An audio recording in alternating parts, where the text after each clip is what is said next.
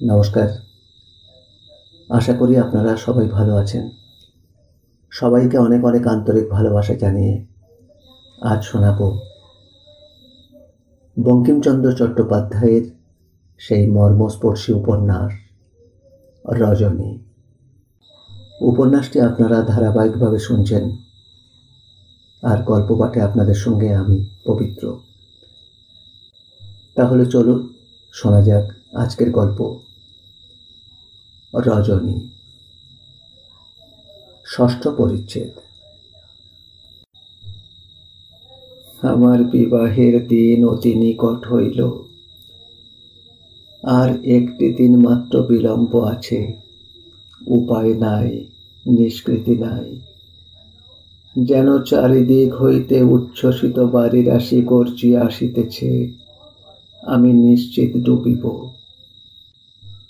তখন লজ্জায় জলাঞ্জলি দিয়া মাতার পায়ে আছড়াইয়া পড়িয়া কাঁদিতে লাগিলাম।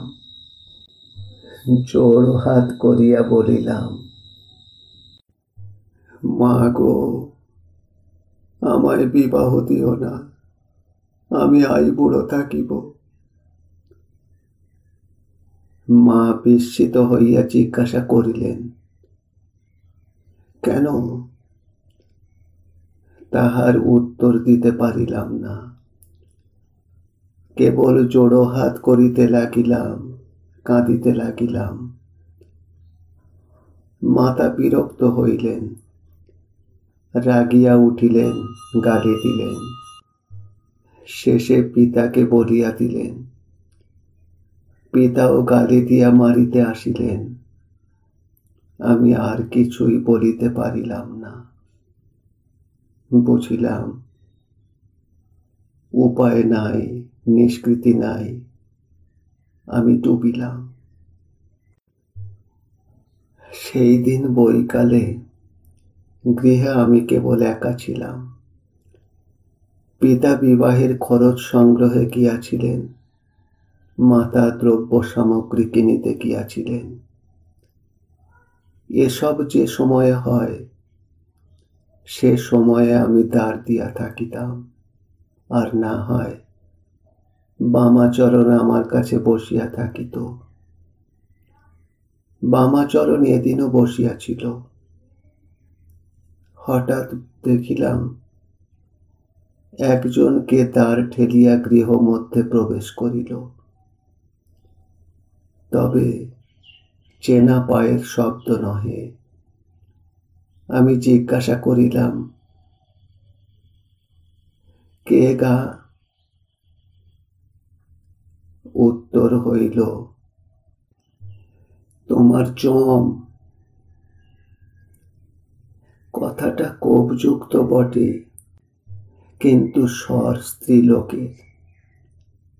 আমি ভয় পাইলাম না, হাসিয়া বলিলাম, আমার জম কি আছে? তবে এতদিন কোথা ছিলে? দেখিলাম স্ত্রীলোকটির রাগ শান্তি হইল না। সে বলিল, এখন জানবি বড় বিয়ের সাধনা, পোড়ার মুখে আবাগি ইত্যাদি গালির ছড়া আরম্ভ করিল। গালি সমাপ্তে সেই মধুর ভাষিনী বলিলেন, দেখ কানি, যদি আমার স্বামীর সঙ্গে তোর বিয়ে হয়, তবে যেদিন তুই ঘর করিতে যাইবি, আমি সেই দিন তোকে বিষ খাওয়াইয়া মারিব। হ্যাঁ। বুঝিলাম চাপা খোদ। আদর করিয়া বসিতে বলিলাম, শোনো, তোমার সঙ্গে আমার কথা আছে। এত গালির উত্তরে সাদর সম্ভাষণ দেখিয়া চাঁপা একটু শীতল হইয়া বসিল। আমি বলিলাম, শোনো, এ বিবাহে তুমি যেমন বিরক্ত, আমিও তেমনি। আমার এ বিবাহ যাহাতে না হয়, আমি তাহাই করিতে রাজি আছি। কিসে বিবাহ বন্ধ হয় তাহার উপায় বলিতে পারো? আমার কথা শুনিয়া চাঁপা বিস্মিত হইল, বলিল, তা তোমার বাপ মাকে বলো না কেন? আমি 1000 বার বলিয়াছি, কিন্তু কিছু হয় নাই। তা বাবুদের বাড়ি গিয়া তাদের হাতে পায়ে ধরো না কেন? বিশ্বাস করো, তাতেও কিছু হয় নাই। তারপর চাঁপা একটু ভাবিয়া বলিল, তবে এক কাজ করিবি? কি? 2 দিন লুকাইয়া থাকিবি। কিন্তু কোথায় লুকাইব? আমার স্থান আর কোথায় আছে? চাঁপা আবার একটু ভাবিল, বলিল, আমার বাপের বাড়ি গিয়া থাকিবি। ভাবিলাম মন্দ কি, আর তো উদ্ধারের কোনো উপায় দেখি না। বলিলাম, দেখো, আমি কানা, নূতন স্থানে আমাকে কে পথ চিনাইয়া লইয়া যাইবে, আর তাহারাই বা কেন স্থান আমাকে দিবে? বুঝিলাম চাঁপা আমার সর্বনাশিনী কুপ্রবৃত্তি মূর্তিমতি হইয়া আসিয়াছিল। সে বলিল,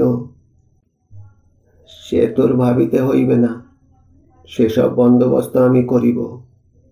আমি সঙ্গে লোক দিব, আমি তাদের বলিয়া পাঠাইব। এখন তুই যাস তো বল। মজ্জনন মুখের সমীপবর্তী কাষ্ঠফলকবৎ এই প্রবৃত্তি আমার চক্ষে একমাত্র রক্ষার উপায় বলিয়া বোধ হইল। আমি সম্মত হইলাম। চাঁপা বলিল, আচ্ছা শোন, তবে ঠিক থাকিস। রাত্রে সবাই ঘুমাইলে আমি আসিয়া দ্বারে টোকা মারিব, বাহির হইয়া আসিস, কেমন? আমি সম্মত হইলাম। রাত্রি 2য় প্রহরে দ্বারে ঠক ঠক করিয়া অল্প শব্দ হইল। আমি জাগ্রত ছিলাম। 2য় বস্ত্র মাত্র লইয়া আমি দ্বারোদ্ঘাটন পূর্বক বাহির হইলাম। বুঝিলাম চাঁপা দাঁড়াইয়া আছে, তাহার সঙ্গে চলিলাম। একবার ভাবিলাম না, একবার বুঝিলাম না যে আমি কি দুষ্কর্ম করিতেছি। পিতা মাতার জন্য মনটা বড় কাতর হইল বটে, কিন্তু তখন মনে মনে বিশ্বাস ছিল যে আমি তো অল্প দিনের জন্য যাইতেছি, বিবাহের কথা নিবৃত্তি পাইলেই আবার আসিব। দেখিলাম আমি চাঁপার গৃহে, আমার শ্বশুর বাড়ি। উপস্থিত হইলে চাঁপা আমায় সত্যই লোক সঙ্গে দিয়া বিদায় করিল, পাছে তাহার স্বামী জানিতে পারে, তাই এই ভয়ে বড় তাড়াতাড়ি করিল। কিন্তু যে লোকটিকে সঙ্গে দিল তাহার সঙ্গে যাওয়ার পক্ষে আমার বিশেষ আপত্তি। কিন্তু চাঁপা এমনই তাড়াতাড়ি করিল যে আমার সকল আপত্তি ভাসিয়া গেল। তোমরাই মনে করো কাহাকে আমার সঙ্গে দিল? হীরালালকে। হ্যাঁ, হীরালালের মন্দ চরিত্রের কথা তখন আমি কিছুই জানিতাম না, সেজন্য আপত্তি করি নাই। সে যুবা পুরুষ, আমি যুবতী, তাহার সঙ্গে কি প্রকারে একা যাইব, আমার এই আপত্তি। কিন্তু তখন আমার কথা কে শুনে? আমি অন্ধ, পথ অপরিচিত, তাও রাত্রে আসিয়াছি। সুতরাং পথে যে সকল শব্দ ঘটিত চিহ্ন চিনিয়া রাখিয়া আসিয়া থাকি, সে সকল কিছুই শুনিতে পাই না। অতএব বিনা সহায়ে বাড়ি ফিরিয়া যাইতে পারিলাম না। বাড়ি ফিরিয়া গেলেও সেই পাপ বিবাহ। অগত্যা আমাকে হীরালালের সঙ্গে যাইতে হইল। তখন মনে হইল, আর কেহ অন্ধের সহায় থাক না থাক, মাথার উপর তো দেবতা আছেন। তাহারা কখনো লবঙ্গলতার ন্যায় পীড়িতকে পীড়ন করিবেন না। তাহাদের দয়া আছে, শক্তি আছে। অবশ্য দয়া করিয়া আমাকে রক্ষা করিবেন, নহিলে দয়া কার জন্য? তখন জানিতাম না যে ঐশিক নিয়ম বড় বিচিত্র, মনুষ্যের বুদ্ধির অতীত। আমরা যাহাকে দয়া বলি, ঈশ্বরের অনন্ত জ্ঞানের কাছে তাহা দয়া নহে। আমরা যাহাকে পীড়ন বলি, ঈশ্বরের অনন্ত জ্ঞানের কাছে তাহা পীড়ন নহে। তখন জানিতাম না যে এই সংসারের অনন্ত চক্র দয়া দাক্ষিণ্য শূন্য। সে চক্র নিয়মিত পথে অনতিক্ষুণ্ণ রেখায় অহরহ চলিতেছে। তাহার দারুণ বেগের পথে যে পড়িবে, সে অন্ধ হউক, খঞ্জ হউক, আর্ত হউক, সেই পিষিয়া মরিবে। আমি অন্ধ নিঃসহায় বলিয়া অনন্ত সংসার চক্র পথ ছাড়িয়া চলিবে কেন? যাহা হোক, হীরালালের সঙ্গে প্রশস্ত রাজপথে আমি বাহির হইলাম। তাহার পদশব্দ অনুসরণ করিয়া চলিলাম। কোথাকার ঘড়িতে 1টা বাজিল। পথে কেহ নাই, কোথাও শব্দ নাই। 2-1খানা গাড়ির শব্দ, 2-1জন প্রহরা প্রহৃত বুদ্ধি কামিনীর অসম্বদ্ধ গীতি শব্দ। আমি সহসা হীরালালকে জিজ্ঞাসা করিলাম, আচ্ছা হীরালাল বাবু, আপনার গায়ে জোর কেমন? হীরালাল একটু বিস্মিত হইয়া বলিল, কেন? না, জিজ্ঞাসা করি। তা মন্দ নয়। তোমার হাতে কিসের লাঠি? তালের। তুমি ভাঙিতে পারো? সাধ্য কি? কই, আমার হাতে দাও দেখি। হীরালাল আমার হাতে লাঠি দিল। আমি তাহা ভাঙিয়া দ্বিখণ্ড করিলাম। হীরালাল আমার বল দেখিয়া বিস্মিত হইল। আমি আধখানা তাহাকে দিয়া আধখানা আপনি রাখিলাম। তাহার লাঠিখানা ভাঙিয়া দিলাম দেখিয়া হীরালাল রাগ করিল। আমি বলিলাম, আমি এখন নিশ্চিন্ত হইলাম, রাগ করিও না। তুমি তো আমার বল দেখিলে, আমার হাতে এই আধখানা লাঠি দেখিলে। এখন তোমার ইচ্ছা থাকিলেও তুমি আমার উপর কোনো অত্যাচার করিতে সাহস করিবে না। হীরালাল চুপ করিয়া রহিল। 7ম পরিচ্ছেদ। হীরালাল জগন্নাথের ঘাটে গিয়া নৌকা করিল। রাত্রিকালে দক্ষিণা বাতাসে পাল দিল। সে বলিল, তাহাদের বিদ্যালয় হুগলি। আমি তাহা জিজ্ঞাসা করিতে ভুলিয়া গিয়াছিলাম। পথে হীরালাল বলিল, গোপালের সঙ্গে তোমার তো বিবাহ হইবে না, তাহলে আমায় না হয় বিবাহ করো। আমি বলিলাম, না। হীরালাল বিচার আরম্ভ করিল। তাহার যত্ন যে বিচারের দ্বারা প্রতিপন্ন করে যে তাহার ন্যায় সৎপাত্র পৃথিবীতে দুর্লভ, আবার আমার ন্যায় কুপাত্রীয় পৃথিবীতে দুর্লভ। আমি উভয় স্বীকার করিলাম, তথাপি বলিলাম যে, না না, তোমাকে আমি বিবাহ করিব না। তখন হীরালাল বড় ক্রুদ্ধ হইল, বলিল, কানাকে আর কে বিবাহ করিতে চাহে? এই বলিয়া নীরব হইল। উভয় নীরব হইলাম। এই রূপে রাত্রি কাটিতে লাগিল।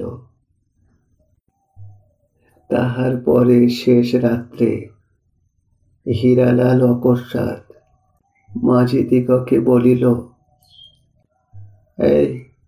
এইখানে ভিড়। মাঝিরা নৌকো লাগাইল। নৌকা তলে ভূমি স্পর্শের শব্দ শুনিলাম। হীরালাল আমাকে বলিল, কই নামো, আসিয়াছি। সে আমার হাত ধরিয়া নামাইল। আমি কূলে দাঁড়াইলাম। তাহার পর শব্দ শুনিলাম, যেন হীরালাল আবার নৌকায় উঠিল। মাঝিদিগকে বলিল, এই নৌকা খুলিয়া দে, দে দে। আমি বলিলাম, সে কি, আমাকে নামাইয়া দিয়া নৌকা খুলিয়া দাও কেন? হীরালাল বলিল, আপনার পথ আপনি দেখো। মাঝিরা নৌকা খুলিতে লাগিল। দাঁড়ের শব্দ শুনিলাম। আমি তখন কাতর হইয়া বলিলাম, তোমার পায়ে পড়ি, আমি অন্ধ। যদি একান্তই আমাকে ফেলিয়া যাইবে, তবে কাহারো বাড়ি পর্যন্ত আমাকে রাখিয়া দিয়া যাও। আমি তো এখানে কখনো আসি নাই, এখানকার পথ চিনিব কি প্রকারে? এখনো বলো, আমাকে বিবাহ করিতে সম্মত আছো? আমার কান্না আসিল। ক্ষণেক রোদন করিলাম। রাগে হীরালালকে বলিলাম, না, তুমি যাও, তোমার কাছে কোনো উপকারও পাইতে নাই। রাত্রি প্রভাত হইলে তোমার অপেক্ষা দয়ালু শত শত লোকের সাক্ষাৎ পাইব। তাহারা অন্ধের প্রতি তোমার অপেক্ষা দয়া করিবে। তুমি যাও। দেখা পেলে তো? হ্যাঁ, এ যে চড়া, চারিদিকে জল। এখনো বলো, আমাকে বিবাহ করিবে? হীরালালের নৌকা তখন কিছু বাহিরে গিয়াছিল। শ্রবণ শক্তি আমার জীবনাবলম্বন। শ্রবণই আমার চক্ষের কাজ করে। কেহ কথা কহিলে সে কত দূরে, কোন দিকে কথা কহিতেছে, তাহা আমি অনুভব করিতে পারি। তাই হীরালাল কোন দিকে, কত দূরে থাকিয়া কথা কহিল, তাহা মনে মনে অনুভব করিয়া জলে নামিয়া আমি সেই দিকে ছুটিলাম। ইচ্ছা নৌকা ধরিব। গলা জল অবধি নামিলাম, নৌকা পাইলাম না। নৌকো তখন আরো বেশি জলে। নৌকো ধরিতে গেলে ডুবিয়া মরিব। তালের লাঠিটা তখনও আমার হাতে ছিল। আবার ঠিক করিয়া শব্দানুভব করিয়া বুঝিলাম হীরালাল এই দিকে এত দূর হইতে কথা কহিতেছে। পিছু হটিয়া কোমর জলে উঠিয়া শব্দের স্থানানুভব করিয়া সবলে সেই তালের লাঠিটা নিক্ষেপ করিলাম। চিৎকার করিয়া হীরালাল নৌকার উপর পড়িয়া গেল।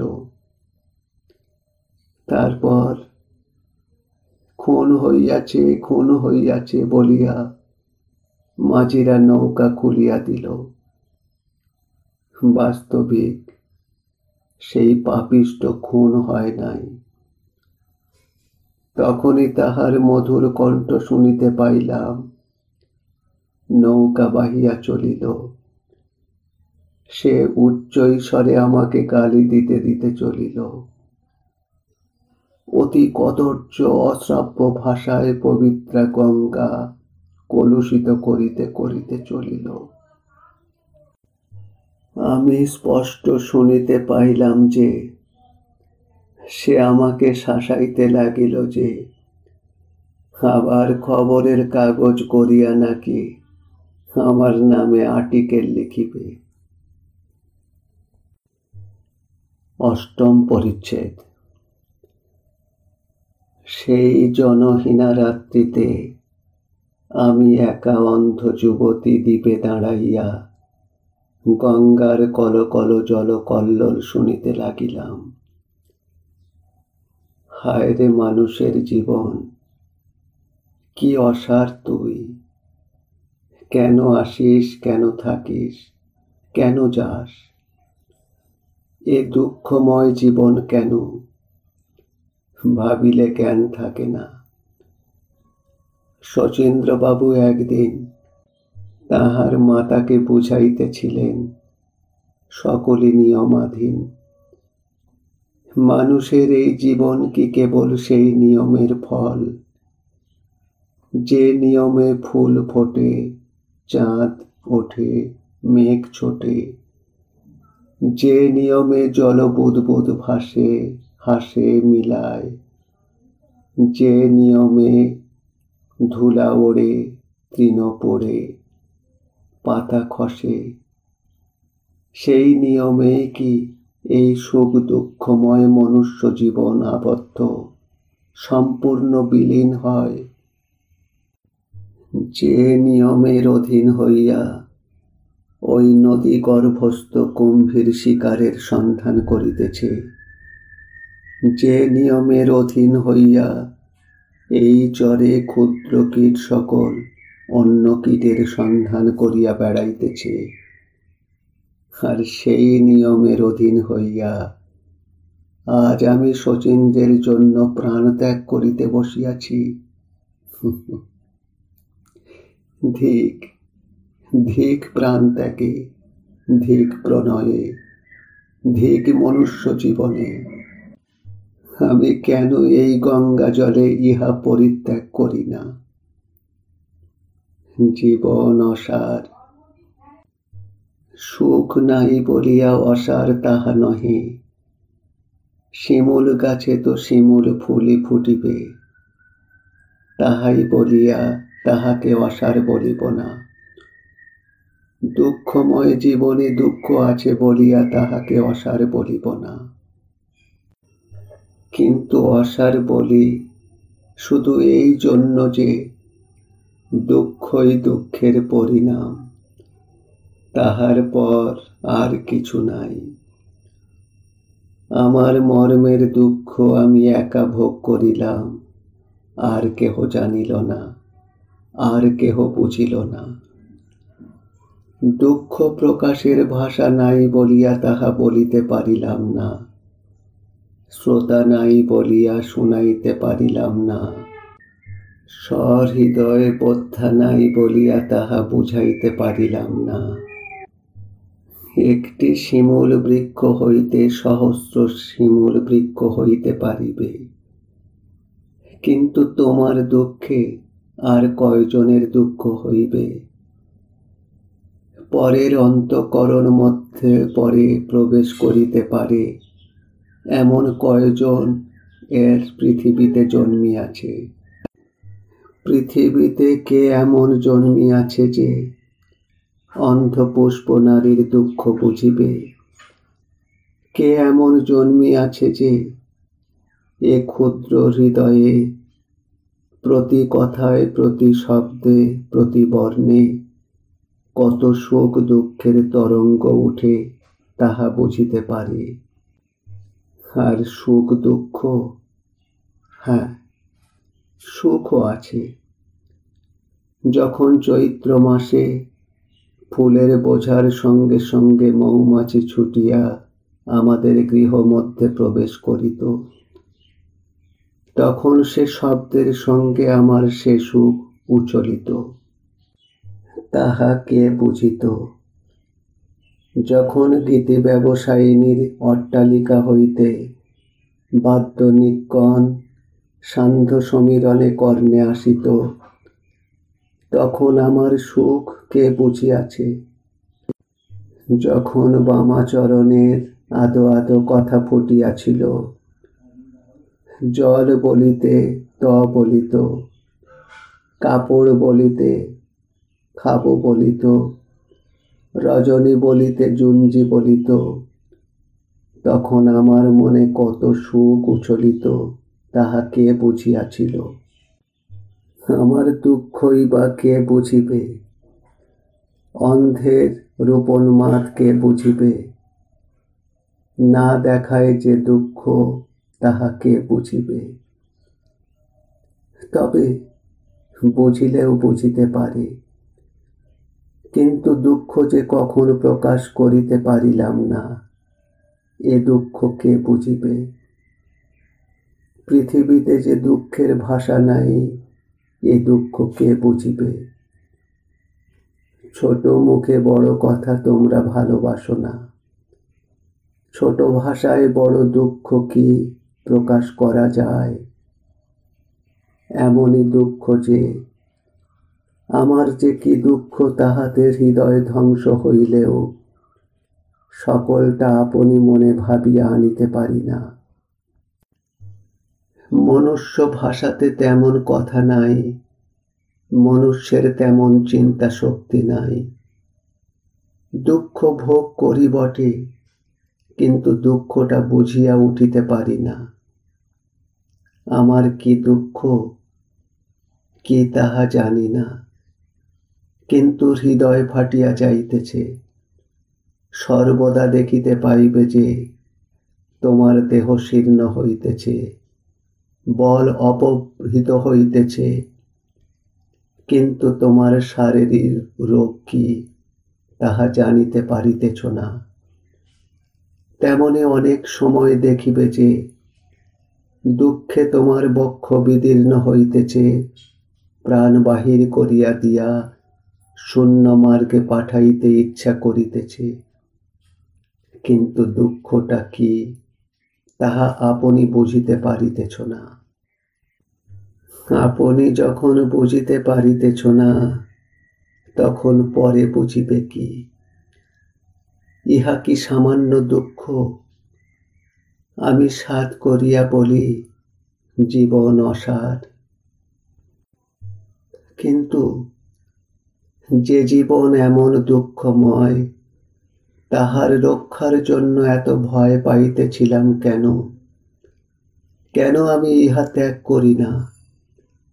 এই তো এই কলনাদিনী গঙ্গার তরঙ্গ মধ্যে দাঁড়াইয়া আছি, আর দুই পা অগ্রসর হইলেই তো মরিতে পারি, কিন্তু মরি না কেন? এ জীবন রাখিয়া কি হইবে? না, আমি মরিব। আমি কেন জন্মিলাম? কেন অন্ধ হইলাম? জন্মিলাম তো শচীনদের যোগ্য হইয়া জন্মিলাম না কেন? শচীনদের যোগ্য না হইলাম, তবে শচীন্দ্রকে ভালোবাসিলাম কেন? আর ভালোই যদি বাসিলাম, তবে তাহার কাছে রহিতে পারিলাম না কেন? কিসের জন্য শচীন্দ্রকে ভাবিয়া গৃহত্যাগ করিতে হইল? নিঃসহায় অন্ধ গঙ্গার চরে মরিতে আসিলাম কেন? কেন বানের মুখের কুটার মতো সংসার স্রোতে অজ্ঞাত পথে ভাসিয়া চলিলাম? এ সংসারে অনেক দুঃখী আছে, আমি সর্বাপেক্ষা দুঃখী কেন? এ সকল কাহার খেলা? দেবতার? জীবের এত কষ্টে দেবতার কি সুখ? কষ্ট দিবার জন্য সৃষ্টি করিয়াই বা কি সুখ? মূর্তিমতী নির্দয় তাকে কেন দেবতা বলিব? কেন নিষ্ঠুরতার পূজা আমি করিব? মানুষের এত ভয়ানক দুঃখ কখনো দেবকৃত নহে। তাহা হইলে দেবতা রাক্ষসের অপেক্ষা সহস্র গুণে নিকৃষ্ট। তবে কি আমার কর্মফল? কোন পাপে আমি জন্মান্ধ? দুই এক পা করিয়া করিয়া অগ্রসর হইতে লাগিলাম। স্থির করিলাম মরিব। গঙ্গার তরঙ্গ রব কানে বাজিতে লাগিল, বুঝি মরা হইল না। আমি মিষ্ট শব্দ বড় ভালোবাসি, না মরিব। চিবুক ডুবিল, অধর ডুবিল, আর একটু মাত্র। নাসিকা ডুবিল, চক্ষু ডুবিল, আমি ডুবিলাম। ডুবিলাম, কিন্তু মরিলাম না। কিন্তু এ যন্ত্রণাময় জীবন চরিত আর বলিতে সাধ করে না। আর একজন বলিবে, আমি সেই প্রভাত বায়ু তাড়িত গঙ্গা জলপ্রবাহ মধ্যে নিমগ্ন হইয়া ভাসিতে ভাসিতে চলিলাম। ক্রমে শ্বাস নিশ্চেষ্ট, চেতনা বিনষ্ট হইয়া আসিল। দ্বিতীয় খণ্ডের প্রথম পরিচ্ছেদ। আমার এই অসার জীবনের ক্ষুদ্র কাহিনী লিখিবার বিশেষ প্রয়োজন আছে। এ সাগর সংসারে কোন চরে লাগিয়া আমার এই নৌকা ভাঙিয়াছে, তাহা এই বিশ্বচিত্রে আমি আঁকিয়া রাখিব। দেখিয়া নবীন নাবিকেরা সতর্ক হইতে পারিবে। আমার নিবাস অথবা পিত্রালয় শান্তিপুর। আমার বর্তমান বাসস্থানের কিছুমাত্র স্থিরতা নাই। আমি সৎকায়স্থ কুলোদ্ভূত, কিন্তু আমার পিতৃকুলে একটি গুরুতর কলঙ্ক ঘটিয়াছিল। আমার ক্ষুল্লতাৎ পত্নী কুল ত্যাগিনী হইয়াছিলেন। আমার পিতার ভূসম্পত্তি যাহা ছিল, তদ্বারা অন্য উপায় অবলম্বন না করিয়াও সংসার যাত্রা নির্বাহ করা যায়। লোকে তাহাকে ধনী বলিয়া গণনা করিত। তিনি আমার শিক্ষার্থ অনেক ধন ব্যয় করিয়াছিলেন। আমিও কিঞ্চিত লেখাপড়া শিখিয়াছিলাম, কিন্তু সে কথায় কাজ নাই। সর্পের মণি থাকে, আমারও বিদ্যা ছিল। আমার বিবাহযোগ্য বয়স উপস্থিত হইলে অনেক সম্বন্ধ আসিল, কিন্তু বন সম্বন্ধই পিতার মনোমত হইল না। তাহার ইচ্ছা কন্যা পরম সুন্দরী হইবে, কন্যার পিতা পরম ধনী হইবে এবং কৌলিন্যের সকল নিয়ম বজায় থাকিবে। কিন্তু এরূপ কোনো সম্বন্ধ উপস্থিত হইল না। আসল কথা, আমাদিগের কুল কলঙ্ক শুনিয়া কোনো বড় লোকে আমাকে কন্যাদান করিতে ইচ্ছুক হয়েন নাই। এইরূপ সম্বন্ধ করিতে করিতে আমার পিতার পরলোক প্রাপ্তি হইল। পরিশেষে পিতার স্বর্গারোহণের পর আমার এক পিসি এক সম্বন্ধ উপস্থিত করিলেন। গঙ্গাপার কালিকাপুর নামে এক গ্রাম ছিল। এই ইতিহাসে ভবানীনগর নামে অন্য গ্রামের নাম স্থাপিত হইবে। এই কালিকাপুর সেই ভবানীনগরের নিকটস্থ গ্রাম। আমার পিসির শ্বশুরালয় সেই কালিকাপুরে। সেইখানে কোনো এক ভদ্রলোকের লবঙ্গ নামে কন্যার সহিত পিসি আমার সম্বন্ধ উপস্থিত করিলেন। সম্বন্ধের পূর্বে আমি লবঙ্গকে সর্বদাই দেখিতে পাইতাম, কেননা আমার পিসির বাড়িতে আমি মধ্যে মধ্যে যাইতাম। লবঙ্গকে পিসির বাড়িতেও দেখিতাম, আবার তাহার পিত্তালয়েও দেখিতাম। মধ্যে মধ্যে লবঙ্গকে শিশুবোধ হইতে কয়ে করাত ক্ষয়ে খরা শিখাইতাম। যখন তাহার সহিত আমার সম্বন্ধ হইল, তখন হইতে সে আর আমার কাছে আসিত না। কিন্তু সেই সময়েই আমিও তাহারে দেখিবার জন্য অধিকতর উৎসুক হইয়া উঠিলাম। তখন লবঙ্গের বিবাহের বয়ঃক্রম উত্তীর্ণ হইয়াছিল। লবঙ্গ কলিকা ফোটো ফোটো হইয়াছিল। চক্ষের চাহনি চঞ্চল অথচ ভীত হইয়া আসিয়াছিল। তাহার উচ্চ হাস্য মৃদু এবং ব্রীড়াযুক্ত হইয়া উঠিয়াছিল। দ্রুত গতি মন্থর হইয়া আসিতেছিল। আমি মনে করিতাম, এমন সৌন্দর্য কখনো দেখি নাই। এ সৌন্দর্য যুবতীর অদৃষ্টে কখনো ঘটে না। বস্তুত অতীত শৈশব অথচ অপ্রাপ্ত যৌবনার সৌন্দর্য এবং অস্ফুট বাক শিশুর সৌন্দর্য ইহাই মনোহর। যৌবনের সৌন্দর্য তাদৃশ নহে। যৌবনে বসন ভূষণের ঘটা, হাসি চাহনির ঘটা, বেনির দুলনি বাহুর বলনি, গ্রীবার হেলনি কথার ছলনি। যুবতীর রূপের প্রকাশ এক প্রকার দোকানদারি। আর আমরা যে চক্ষে সে সৌন্দর্য দেখি তাহাও বিকৃত। যে সৌন্দর্যের উপভোগে ইন্দ্রিয়ের সহিত সম্বন্ধযুক্ত চিত্তভাবের সংস্পর্শ মাত্র নাই, সেই সৌন্দর্যই সৌন্দর্য। এই সময়ে আমাদের কুলকলঙ্ক কন্যাকর্তার কর্ণে প্রবেশ করিল, সম্বন্ধ ভাঙিয়া গেল। আমার হৃদয় পতত্রী সবে এই লবঙ্গলতায় বসিতেছিল। এমতো সময় ভবানীনগরের রামসদয় মিত্র আসিয়া আমার লবঙ্গলতা ছিঁড়িয়া লইয়া গেল। তাহার সহিত লবঙ্গলতার বিবাহ হইল। লবঙ্গ লোভে নিরাশ হইয়া আমি বড় ক্ষুণ্ণ হইলাম।